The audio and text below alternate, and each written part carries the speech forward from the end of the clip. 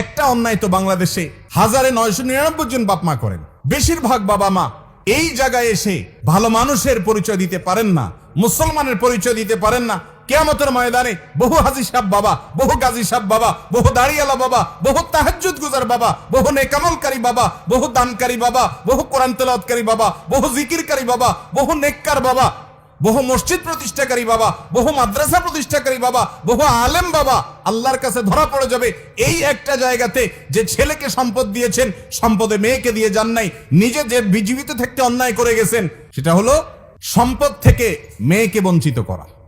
মনে করে যে মেয়েকে দিলে লাভ কি, এটা তো পরের বাড়িতে চলে যাবে, ঠিক না?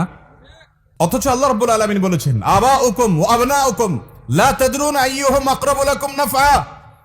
তোমাদের সন্তান, তোমাদের পিতামাতা কে তোমাদের কত বেশি উপকারে আসবে তোমরা জানো না। আল্লাহ তাআলা যে সম্পদে ভাগ দিয়েছেন সেই ভাগ অনুযায়ী সবাইকে দিয়ে দিবে। ফরিদাতুম মিনাল্লাহ, এটা আল্লাহর পক্ষ থেকে নির্ধারণ করা, আল্লাহ নির্ধারণ।